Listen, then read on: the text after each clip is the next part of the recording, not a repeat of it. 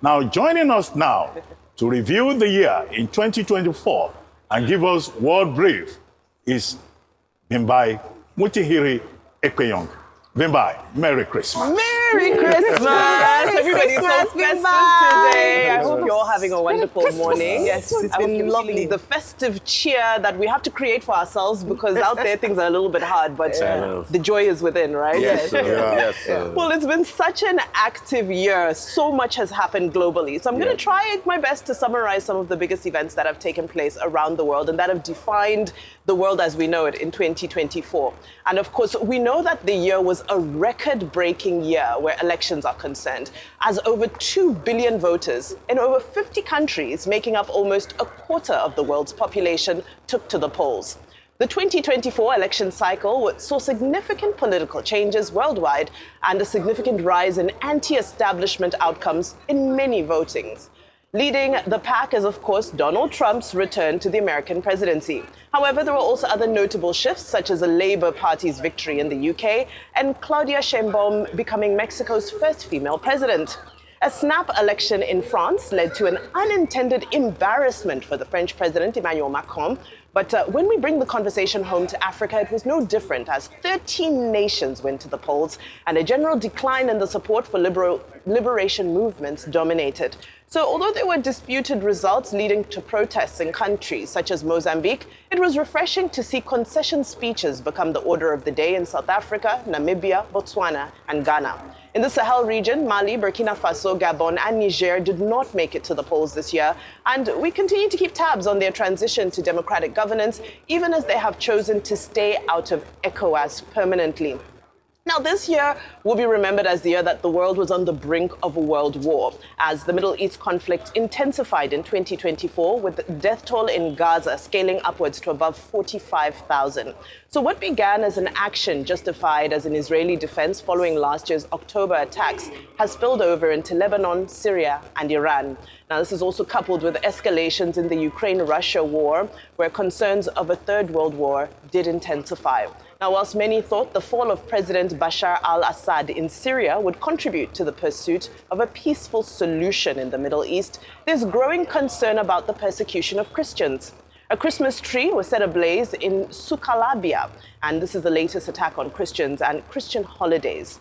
Under Assad, Christians were allowed to celebrate their holidays and practice their rituals. But like all Syrians, they also faced limitations on freedom of speech and political activity. Hayat Tahrir al-Sham has not imposed any limitations on prayers and celebrations, but Christians remain fearful of attacks. In summary, whilst Israel continues an unhinged all-out offensive in the region, prospects of a ceasefire are beginning to look more likely in Ukraine, especially with Donald Trump coming to the helm of affairs. Now, we have to look at natural disasters and climate change in action because it was a major year where climate-induced disasters wreaked havoc worldwide, including Hurricane Helene's devastation in the US. And of course, this underscored the growing concerns about climate resilience. Southeast Asia and South China experienced the destructive force of Typhoon Yagi, a severe tropical storm that caused the most devastation in Vietnam. This resulted in 325 deaths, 24 people reported missing, and damage to more than 320,000 structures. In South America, severe drought caused Brazil's Madeira River to dry up, while wildfires ravaged parts of Bolivia and Ecuador and as they battled bushfire. Drought also caused food and power shortages in southern Africa, whilst more recently, of course, Cyclone Chido has killed over 100 people in Mozambique as it continues to move through the Indian Ocean. But to sum everything up, we're going to take a look at what I want to call the geopolitical game of musical chairs, as this year marked an emphatic rise in the support for BRICS. That's the organization of Brazil, Russia, India, China, and South Africa, with 5 new member states joining, which included Saudi Arabia and the UAE. Closer to home, South Africa took over the leadership of the G20, which is the first African country in history to do so. West Africa saw the creation of the Alliance des États du Sahel, the AES, made up of Mali, Burkina Faso, and Niger, who have since led the drive to remove French influence from their nations. Finally, in global trade news, Nigeria's Ngozi Okonjo-Iweala retained her seat at the helm of the World Trade Organization And this was unopposed. But it promises to be a colorful second term for her, given the challenges the world will need to overcome amidst growing protectionism and, of course, all of the promises of a Trump presidency. So, in a nutshell, I've tried to round up global affairs in 12 months, but so much to unpack and pick from. A very good job you did there, Vibai, trying to Vibai. unpack everything that happened in the course of the year. Where shall I even start from? I'll just dig right into it. Let's talk about the Third World War. I mean, a lot of people, they think by now we should have de-escalated. The world should have de-escalated as regards the conflict in Gaza. But it remains unabated. And also, let's not forget the fact that it was in this year that a new war front was opened, in Lebanon, with Hezbollah. But France, maybe because of also historical ties between France and Lebanon, was able to be in the vanguard of ensuring that there was a quick ceasefire. But that has not been the case with Gaza. So the question is, who speaks for the poor, suffering people in Gaza? Because what Nigeria has also done is just to open things up. But anyway, we are going to the end of the year with the recognition of the fact that we have a ceasefire deal on the table, which is predominantly skewed the way of Israel. Yeah. Israel will be controlling Gaza, be doing many other things out there. The Rafah crossing, that's what's in the ceasefire deal, if we're able to finally get it. Because a lot of people thought that once Yahya Sinwar was killed, like he was killed this year, that Israel was going to say, okay, they had decimated most of Hamas's stronghold, and there was going to be some reprieve. But obviously, no. So Israel has something. And Israel has also opened another front in Syria. Syria, yeah. Going against the grain of 1974 agreements, going into the Golan Heights and consolidating there because of the fall of Bashar al-Assad. After many decades. His father did get in there in 71, and they have, held up very strongly to power. You talk about the religious dimension. Yes, HTS, has not officially come out to stop people from celebrating Christmas, but there's a strong religious dimension because they're very pro-Muslim in Islam. And the reason why Bashar al-Assad did have a lot of problems with Christian was that his Alawite sect has a lot of Christian traditions also. So it's like a mix between Christian and Islam tradition. That's what the Alawite sect is. And that's why some people, across the Muslim folk, always say they were not, Muslims and all of that. Also, looking at the African continent, this alliance of the Sahel nations, how is it going to pan out with Burkina Faso coming out? And the myriad of elections. This year is going to be the year where we have to test it on Nigeria. In Cameroon, he's gunning up for another election. He still wants to remain in power. We're talking about Biya here, 91 years old. And let's see it pans out. Ivory Coast is expected to have elections this year. This guy is part of the aspirant. He might probably be the new wave of politicians in Ivory Coast, but we don't know. I'm talking about the former head of Credit Suisse, Tidjane Thiam. And across other African countries and countries around the world, that will be having an election. You talked about Chido. That's the hurricane. We also saw what happened in Mayotte, that caused the French president to go out to swear at the people of the backlash he got as regards that. We just expect a good 2025. But on the economic scene too, it's been said, according to LCC and the reporter and I were working on, that things are going to be tough. The Nigerian business climate with about 34% inflation. We can only hope for the best. All right, a number of things. First of all, congratulations to Namibia's first female president, Netumbo Nandi Ndaitwah. A bit controversial, the election. Some people might criticize it as to whether or not it was free and fair. She's currently the vice president, and this administration, even though has been in power for a long time, have been criticized since independence for a low number of jobs, so youth unemployment, there's youth restiveness, the way they've managed the economy. A situation which has plagued a number of countries, and we saw, during the elections that through the ballots, citizens spoke against leaders who had mismanaged the economy. Case in point is in Ghana, where, as a result of how, Ghana's economy has been up and down in the last few years under this administration, and corruption, allegations of corruption, the opposition got into power this year in terms of the Ghanaian election. So seeing the return of Mahama. So dynamics change, the African scene in the elections. Talking about next year's elections, let's see if this would also play out, because it feels like more citizens are being politically aware. Some people might also say that population number is a factor.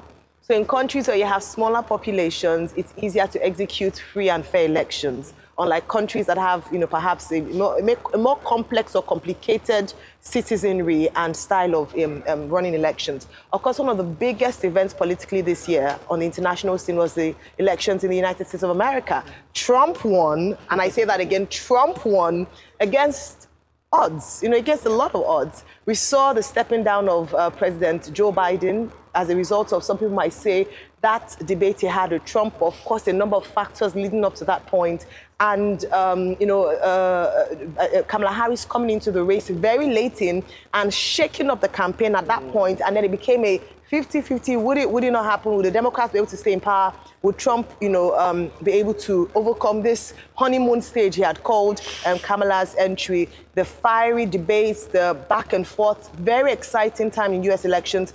Some people might say surprise win for Trump because of the rhetorics and all his convictions. The first time a felon is going to be the president of the United States of America, the chain reaction it triggered, other people who had been convicted coming out to say that, okay, if the president of the United States of America can be a convicted felon, then it means that we also have a chance and opportunities. It would also speak a lot for what would happen on the global scene next year. His presidency is going to speak a lot to economic matters, price of oil, definitely. Is he going to ramp up production in the United States of America? What does that portend for countries like Nigeria that depend very largely on revenues from oil, and even spend a majority part of our budget on that? Very important point there. And then also America's stance on climate change.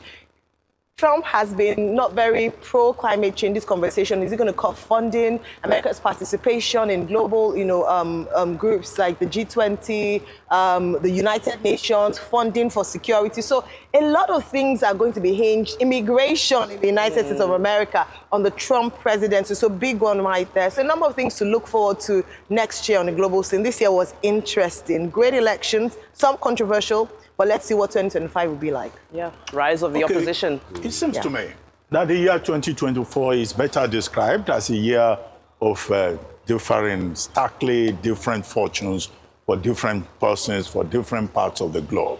And it was in that context, I believe, that you put an accent on the fact that people were saying perhaps World War III will happen in 2024. But we've reached the end of the year and there has been no World War III. But the question then is what lies ahead in the future to come, given the fact that, we're facing a lot of conflicts. In the Middle East in the year 2024 was a major battleground, with Israel emerging by December 25 today almost as the dominant regional power, considering how Israel has been able to decimate Hezbollah in Gaza, and also in the Hamas in Gaza, Hezbollah in Lebanon, the Houthi rebels in Syria and in Yemen, and also, how, they've been able to seize more territory, particularly in the Golan Heights, with Benjamin Netanyahu saying that, look, Israel, is trying to protect itself, even when it claims that they are not interested in other people's issues. Now, the axis of resistance in that Middle East has been, compromised. These are the Iran-based forces that I'm referring to. So what will happen in 2025 and beyond? Will Iran fight back? Would the other forces in that region fight back to stop Israel from becoming the dominant force in that area? That is number one. And that takes me to the point you raised about Syria. The most important thing in Syria this year was the fall of the Assad dynasty, the Assad regime, which had been in power in that country for 54 years. Bashar Assad took over from his father, and he just continued in the tradition of his father, Hafez Assad, by imposing a murderous regime on that country. Now he has fled to Moscow with his wife. The Russians that he thought would help him did not come to his rescue. The Chinese, nobody came to his rescue. And now you have a new reality in Syria that can in fact further complicate, peace, global peace in that region. You just cited the example of the Christmas tree that was set on fire. Now, it's a multi-ethnic society, and religion is one of the major problems in Syria. It's a country of Druze, a group called Druze, and that ethnic group ruled Syria for 54 years. You have Armenians, you have Arab Sunnis, you have, the Kurds, KURDS. So you find all of this.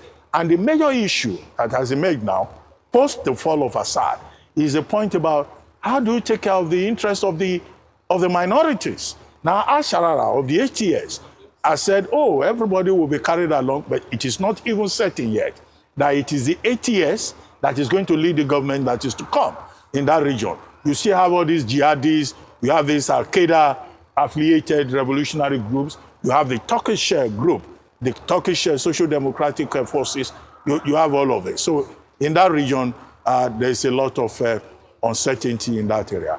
About democracy, yes, the key thing about democracy, as we have seen it, will seem to be the rise of right-wing nationalism in many of the elections that you had. If you go from Europe to the US, because even Donald Trump is considered, right-wing, heavily conservative. And at the basis of this, you find issues about migration. You find issues about nationalism. In other words, the world in Europe and the US seems to be moving away from the center, either to the extreme left or to the extreme right. And that will certainly have implications, for global relations in 2025, especially the Trump factor.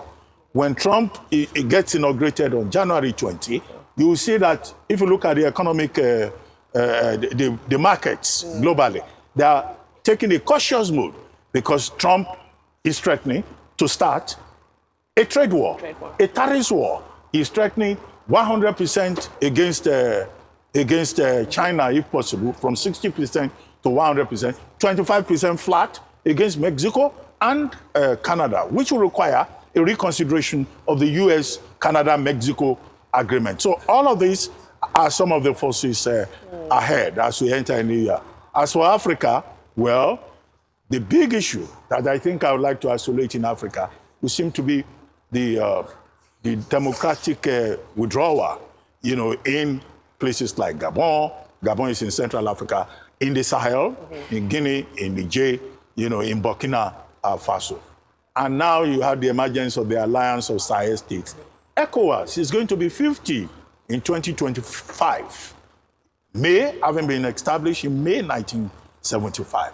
What is the future of ECOWAS? And I think that there could be a challenge there in terms of integration, in terms of, achieving, consolidating on the dreams of the founding fathers of ECOWAS as outlined in the, Lagos Treaty in 1975 and subsequently again in 1990. Well, having set that foundation, it looks like 2025 is possibly going to be much more eventful than 2024. I'm also quite keen to see what will happen once Russia is no longer at war in Ukraine and how aggressively they will get involved in African issues, Middle Eastern issues, and so forth, because their being busy with their war was a major factor in sort of the escalation of other situations. But let's take a look at today's newspaper headlines. Of course, we do know that traditionally many of the print editions choose to rest today. However, not the newspaper of repute. We begin with this day, and this day is leading with President Tinubu's Christmas message, which tells Nigerians to pray for your leaders to serve diligently, and of course also hopes for a more prosperous Christmas next year.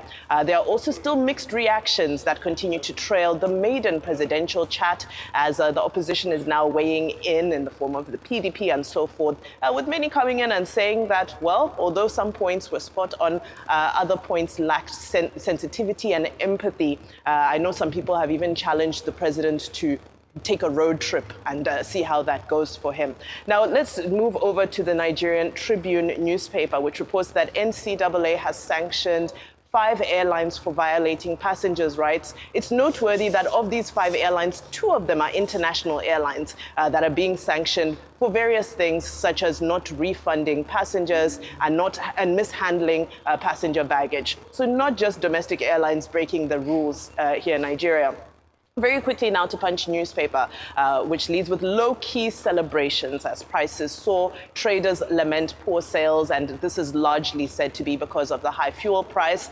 And sadly, ex-queen of the Oni of Ife is spending her Christmas and New Year's in Agodi prison. Of course, that's following the stampede and the arrests from the deaths of the young children who died as a result of the stampede. But somebody who's going to enjoy Christmas outside of the prison cell is Dele Farotimi, who regained his freedom yesterday. So I believe that's a Christmas miracle answered for him. Very quickly to Vanguard newspaper, the telco sector gasps for breath as travails mount, and there are complaints about foreign investments plunging, debt increases, and they're saying that if they are not allowed to review their tariffs, it will spell disaster for the telco sector. Very quickly to the Daily Nation of Kenya, which I like the take that the Daily Nation has taken. They're leading with the headline Christmas cheer. However, they're saying that this is amidst all of the hardship that's currently going on, but they're trying to be positive. Last but not least, New York Times internationally, the image there that I've chosen to take out is all about the Christians protesting in Damascus after the burning of a Christmas tree on Christmas Eve, sort of just highlighting the brewing discontent currently taking place in Syria after the fall of President Assad. I mean, that's the way of the world. That's the way of the world, ups and downs here and there. But real quickly on the local story, I think Dele Farotimi was a very big relief for a lot of people yesterday when the news finally came in. You know, they had perfected the bill, and the fact that perfecting the bill was a problem for a while. They perfected the bill. They thought it was going to happen on Monday. It finally happened on Tuesday morning, and it was ferried down. And I remember yesterday getting a call at about 9-10 p.m. in the night, and guess who was ringing on my phone was Dele Farotimi. Was really, really, comforting to me. And we spoke a bit, and experiences. I'm sure he's happy to be home. I mean, he's very happy to be home. Very in much festive cheer, and pretty much all the sadness of life. But people that will not be that lucky this Christmas is Hamzat Oriyomi, Yes, and the head of Agidigbo FM in Badon, which was the partner station, and Olori and Naomi Shilekunla. Olori Naomi Shilekunla, which they'll be spending the time that the judge did say that they have to be remanded in Agodi prisons, while the case still goes on. The state had filed like a 4-count charge against them, which is very sad as a result of the stampede that happened in Basharu. That's the Islamic high school in Basharu, and also the principal of that school. We'll see how that pans out, in the coming days, but it's a very sore one. It's also one that will remind all of us that the need for us to take safety and precautions, that you might have good intentions, like they did have good intentions. I mean, it was not their wish for that to happen, because they really wanted to help people. And if you know Oriyomi Hamzat, he's been helping a lot of people in the past, and we can just only, wish them well at a time like this. And the president's speech, on Christmas Day, about the essence of Christmas: love, solidarity, concord, and most importantly, praying for our leaders. And really, a lot of people have been taking them back and forth, but we need to be able to pray for our leaders. It's very important. I mean, the Bible talks about the king's heart being in God's hands. And, whatever it is, you might agree, you might not agree, but we need to constantly pray for our leaders, because our prayers does, really avail much. The earnest, fervent prayer of the righteous does avail it much, the lives of our leaders, most importantly, praying against things like Ahitophelic counsel. Because if you remember in the Bible, Ahitophel played a very prominent role as regards his very disastrous counsel. We can only pray for our Nigerian leaders that every form of Ahitophelic counsel in their life should be destroyed this Christmas. The essence of redemption, the nativity, the reborn, the birth of Christ this season should wash away any form of Ahitophelic counsel. Because see, a leader might have good intention, but if he's surrounded by Ahitophels, he will never do well. A leader might have the mind to help the people, but if he's surrounded by Ahitophel, he will never do well. And what are the Ahitophelic counsels? Special interests. Special interests that trumps the suffering of people, that is constantly thinking about themselves and themselves alone. So we pray for that, for our leader today. And most importantly, like our national anthem said, teach our leaders, to know the truth. Teach also our youth to know the truth. So that we can build a country that is solid, that will stand the test of time. The wife of the president also did make, a very good Christmas remarks as regards the felicitation of this season. Giving is the essence of the season. So go out there, please. You've never given anybody anything this Christmas period. Reach out. Your neighbor might not have anything to eat this day. Even if it's a cup of rice or a cup of beans or, a pack of food, give it to somebody out there. A lot of indigent people.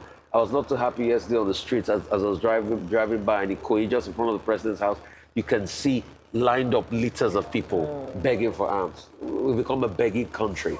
We just need things to work out well for our country. We can only pray for the best. And I pray for President Tinubu that it is well with him this season, that God will give him the guidance, will give him the direction, he'll give him the tenacity to be able to run this country aright and lead this country aright. He'll protect him and protect his family members. Thank you for leading the prayer call this morning. Yes, absolutely. For praying for leaders, not just sharing that it's important to do so, but actually leading the way by doing so yourself. Let me start from the President's Christmas message. It was released yesterday, ahead of today, 25th of December, 2024. And one of the things I must highlight, because I'd mentioned this during his media chat, was his sensitivity to happenings around, especially commiserating pointedly and quite significantly with those who lost their lives during the stampede. I thought that was quite... I think he dedicated about 2 or 3 paragraphs to that, just talking about how it's, acknowledging the situation of things for people and commiserating as a leader, as a father, as a president of the nation. I give him kudos for that. It wasn't a very cheery message. It was more a message of maybe comfort and joy in the Christmas spirit, comfort and giving some good tidings and encouraging people that things will be better, just hold on, and asking people to share this time. So I thought it was a good speech. It was measured, wasn't too elaborate, it wasn't highlighting some of the things they'd achieved or done. It was just focusing on what needed to be focused on, so that was great. Now, beyond that, Yoruba say something, which is, may someone not do goodwill to their own detriment. And that's the situation that sort of played out in Ibadan, and in other parts where, in Anambra State, in Abuja, where these stampedes happened. Now, for the ex-queen and the proprietor of the radio station, as well as the principal of the school, who are still in detention, my call is for others who have been said to be culpable. Once the investigations happen, government agencies, perhaps who failed in their responsibility to ensure that due process was followed, or if there was no due process at all being laid out, I think they also should be held to question. Because if we're going to face facts, it's not just the organizers who must blame. Yes, they have some form of responsibility. They have a level of responsibility, but there are other stakeholders involved who ought to have ensured that things were done properly. Now, if that wasn't done properly, they should also come to answer questions, not to make a scapegoat out of these 3 alone. Let everyone who is culpable have questions to answer and let them have their fair day in court, fair hearing, and let justice be meted out. She's a mother herself. That's the ex-queen. I feel for her son who wouldn't have his mother at home during this festive season. But again, there are people who are suffering because their children wouldn't be with them. Yes, parents with them this festive season. It's really sad. She's been known to be very charitable. So it's a very sad situation. As I've maintained, I hope that what happened would activate or perhaps trigger policy direction in the area of crowd control and how we manage events like this in Nigeria, not just in these states. And then finally, for NCAA, fantastic. We've often complained... I know you're a big fan of that. Yes, I am. I always talk about it. We've often complained about the nightmare that Nigerians face sometimes when it comes to air travel. I have to give kudos to this Minister of Aviation and Aerospace Development. They have done quite their fair bit in ensuring that they sanitize the industry. So I give Mr. Festus Keyamo his flowers today. Also, Mr. Michael Achimugu, who is the Director, I think, of Policy and Public Affairs of the NCAA, who spoke in the reports given by different newspapers. I've had to reach out to him personally, and he's acted very swiftly. I've seen his engagement on social media with people who've had issues. And when we begin to sanction these airlines and they pay, maybe we might begin to see some sense in the aviation industry. So I think this year, in terms of the ministries that have worked in Nigeria, aviation is definitely one of them. And it's because of the people, Miss Bumikuku as well, of FAN, they've worked. So this is the power of having good heads in good positions in Nigeria, where you have people who are actually qualified for the job doing it. So great one to hear that not just local airlines are fine, but international airlines who fall foul of their responsibilities are also fine. So great one right there. Let's see a change in this sector. Okay. It is typical, after a fashion, characteristic for leaders, either at the state level or at the federal level, to issue Christmas messages. And all the statements tend to read alike. They talk about peace, unity, love, togetherness. They ask us to imbibe the spirit of Christmas. So one copy is almost virtually the copy of another one, so it's a copy and paste kind of statement. However, what is important is for our leaders to understand the spirit of Christmas. Earlier on the program, we said Christ is about salvation. It's about sacrifice.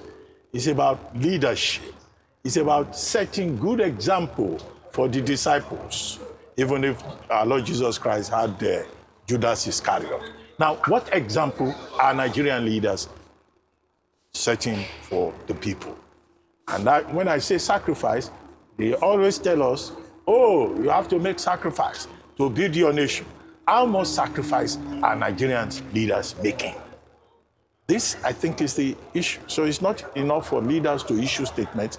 It's for them to imbibe the spirit of Christ or the spirit of Christmas, and then in the year to come, show us in terms of our day-to-day, engagements with the Nigerian people, in terms of their contract with the people. Now, earlier on, I said there was a book called A Christmas Carol, written by Charles Dickens in 1841. One of my favorites. Now, it was in that book that the expression Merry Christmas was first used. So today, a lot of people are going to be merry. They are going to have fun. They are going to eat. They are going to, after all, in parts of the world, we've seen people giving out food, giving out drinks, whether it's Alexi Wobi in Canning Town, in East London, or it is Tolu Arokodare, in a part of Europe. Now, people should make merry, but they should also be very careful. The Federal Road Safety Corps has been carrying out a campaign that dirty December should not mean that people should get so drunk they will endanger their own lives. In other words, everything should be done today, in moderation. I think it's also important to remind ourselves, and everyone else of that. Now, Dele Farutime, I think it's a good thing that, or rather, let me say it's a big relief that he's able to spend Christmas with his family. I mean, it can be very traumatic to go through all of that, and you are spending Christmas in detention. However, everyone should know that this is not yet the end of the matter. He's been able to perfect his bail with the Chief Magistrate's Court, although one clause in the conditions of the bail is that he must not grant media interviews. Well, there will be plenty of time for him to, live again about this experience and make whatever statements he wants to make as a man, who has put himself forward and is establishing himself as a conscience of the public in many respects. But the other noteworthy development is that the case that was taken to the Legal Practitioners Disciplinary Committee, the LPDC, that body said, no, the request that he should be disbarred, no, that's beyond their jurisdiction, because the circumstances relating to his matter with Chief Afe Babalola has to do with his authorship of a book, rather than circumstances in terms of his legal practice. So, and that body has issued a statement saying no. But what remains, of course, are the various cases that are in court.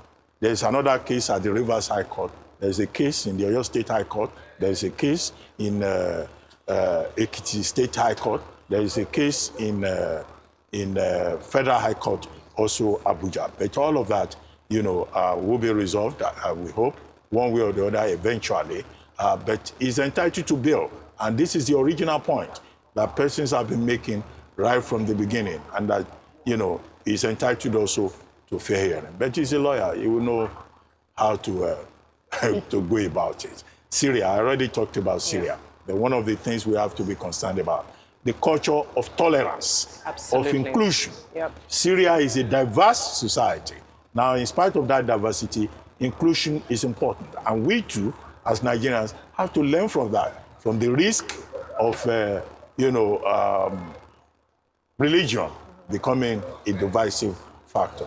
Thank you very much, Wembai. And Thank you. It was great again, to spend Christmas once again, with you. Merry Christmas.